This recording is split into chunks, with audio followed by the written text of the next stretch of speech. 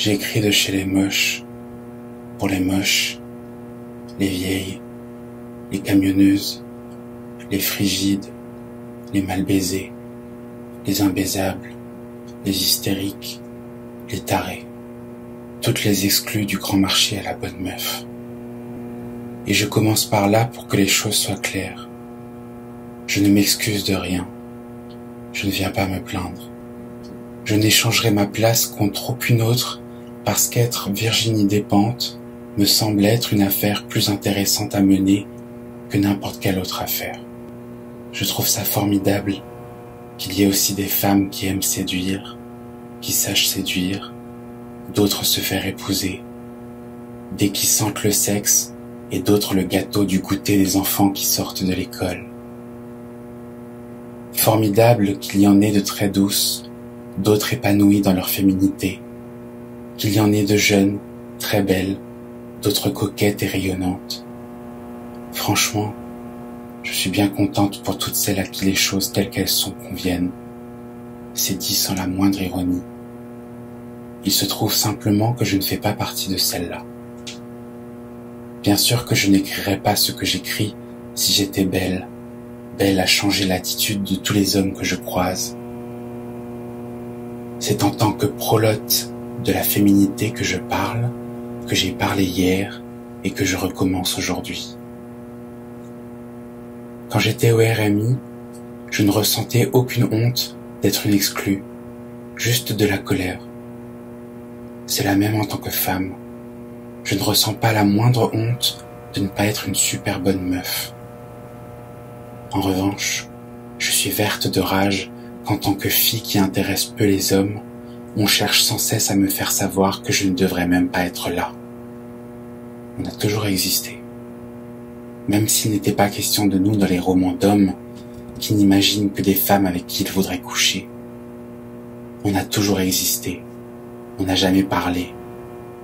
Même aujourd'hui que les femmes publient beaucoup de romans, on rencontre rarement de personnages féminins au physique ingrat ou médiocre, inaptes à aimer les hommes ou à s'en faire aimer. Au contraire, les héroïnes contemporaines aiment les hommes, les rencontrent facilement, couchent avec eux en 2 chapitres, elles jouissent en 4 lignes et elles aiment tout le sexe. La figure de la loseuse de la féminité m'est plus que sympathique. Elle m'est essentielle. Exactement comme la figure du loser social, économique ou politique. Je préfère ceux qui n'y arrivent pas pour la bonne et simple raison que je n'y arrive pas très bien moi-même. Et que dans l'ensemble, l'humour et l'inventivité se situent plutôt de notre côté. Quand on n'a pas ce qu'il faut pour se la péter, on est souvent plus créatif. Je suis plutôt King Kong que Kate Moss comme fille. Je suis ce genre de femme qu'on n'épouse pas, avec qui on ne fait pas d'enfants.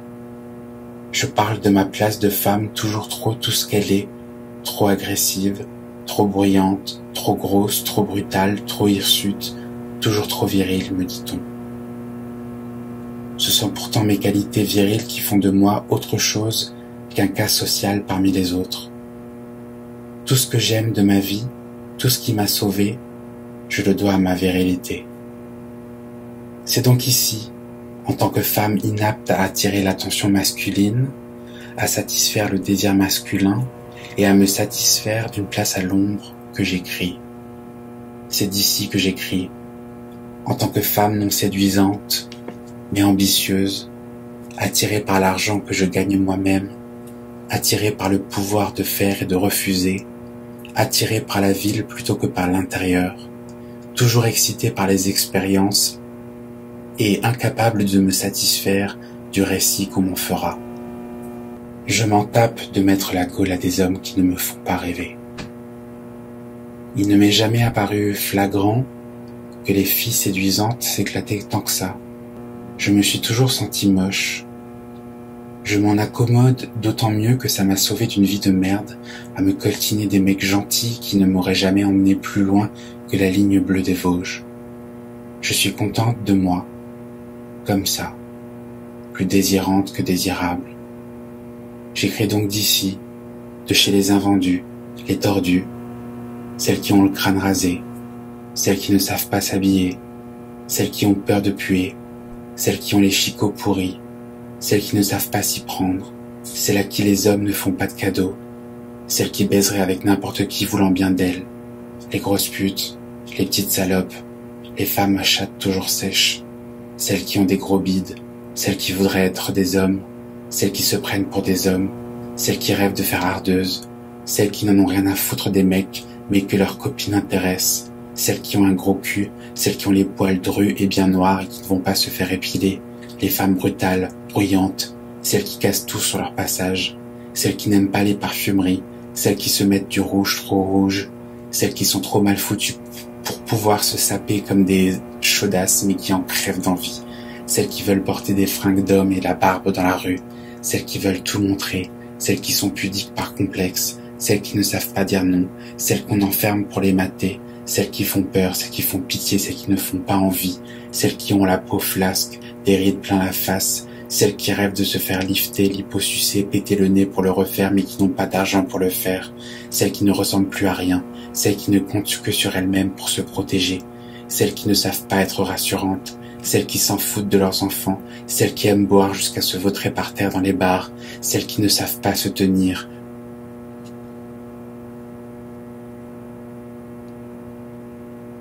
Aussi bien, et dans la foulée, que pour les hommes qui n'ont pas envie d'être protecteurs, ceux qui voudraient l'être mais ne savent pas s'y prendre, ceux qui ne savent pas se battre, ceux qui chialent volontiers, ceux qui ne sont pas ambitieux, ni compétitifs, ni bien membrés, ni agressifs, ceux qui sont craintifs, timides, vulnérables, ceux qui préféraient s'occuper de la maison plutôt que d'aller travailler, ceux qui sont délicats, chauves, trop pauvres pour plaire, ceux qui ont envie de se faire mettre, ceux qui ne veulent pas qu'on compte sur eux, ceux qui ont peur tout seuls le soir.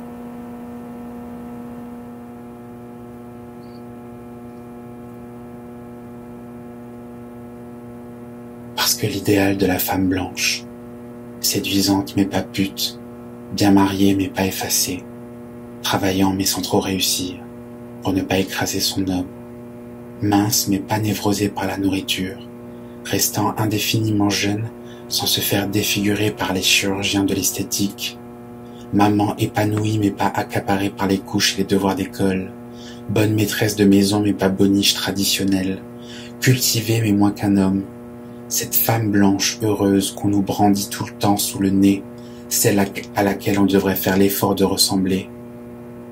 À part qu'elle a l'air de beaucoup s'emmerder pour pas grand-chose, de toute façon je ne l'ai jamais croisée. Nulle part. Je crois qu'elle n'existe pas.